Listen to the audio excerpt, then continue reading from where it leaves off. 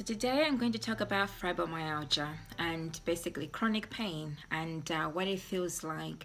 And hopefully people who connect with me are people who are either going through chronic pain condition, or they have family members who have also experienced chronic pain. So one of the things that I wanted to share, why I wanted to share this, is because it's something that's close to my heart, and also to help individuals who may be challenged by the condition. So just in terms of, if you don't know what fibromyalgia is, for me, the way I can explain it and the way it's been explained to me, it's that it's a musculoskeletal condition where it affects, the pain is widespread all over the body. And the way it's examined, it's assessed, it's based on pain points on the body. Yeah, so for me, there were particular pain points like on my body that the doctors informed, or the rheumatologist informed me that yes, it was a definite that I had fibromyalgia. So it eliminated other conditions such as people experience arthritis, and sometimes people may believe that that could be like the cause of it. But with fibromyalgia, it's also a miscommunication with the brain. So the brain will communicate pain levels, which is quite accurate. But the thing is, what I've learned over time is that it's also linked to the mindset. Yeah, so for some people who don't know how it feels like, for me, it was progressive. So it was over like a 3-year period.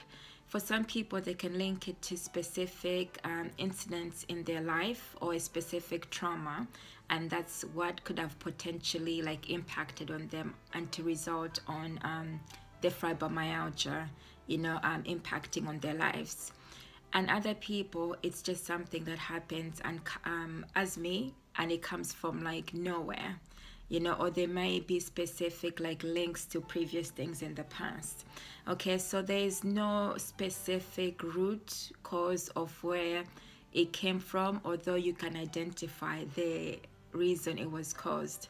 So the way I've dealt with it is I've researched as much as possible, including the health professionals, identifying who I wanted to work with. So that's tip number 1, is that you want to be with a health professional that's going to support you as best as you can in terms of you starting to understand what the condition is all about. That's tip number 1. And it's also learning about how to, as tip number 2, how to deal with the condition like in a holistic way. What I mean by that is also trying natural ways in terms of healing. So healing for me starts with the mindset. Yeah, but what I mean by that is also learning how your mind works, how your mind perceives the pain levels, and also the what's going on in your life on a daily basis, being able to monitor that. Because sometimes stress, not even sometimes, we know definitely stress can be a contributing factor, and also activities, keeping busy throughout the day can also cause more triggers in terms of the pain threshold. So it's about monitoring and learning how to slow down your daily activities. That would be tip number 3. Okay, so it's about slowing down your daily activities and allowing yourself. For the people who are perfectionists, like I would say, I like to say how I used to be. It's like we like things to be in specific order, and also used to working in if you're used to working in busy environments, it's considering your health first and slowing things down a little bit. Okay, so that at least your pain threshold and also your mental well-being starts to align more with the level of where you can be.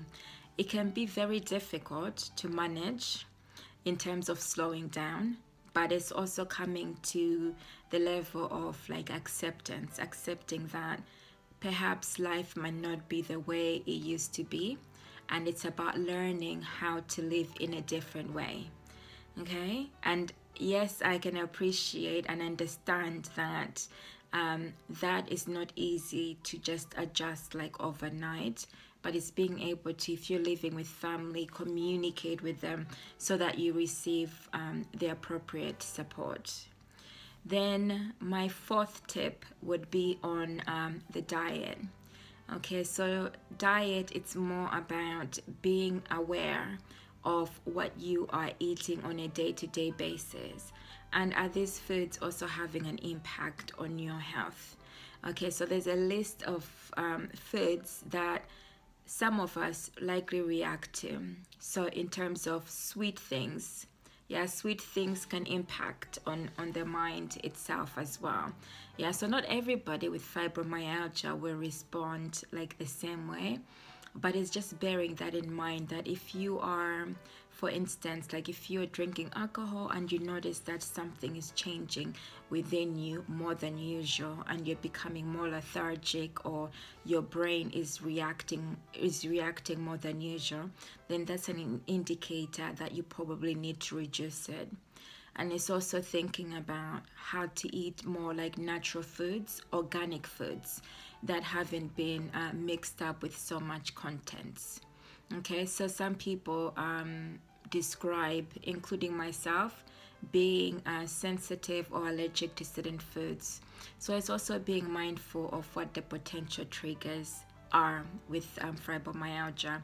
So taking care of your mind, your body, and also just bearing in mind that this is a condition that unfortunately, as I've been informed, there's no cure, but it doesn't mean that it doesn't change in terms of you being able to live a life where you can manage it.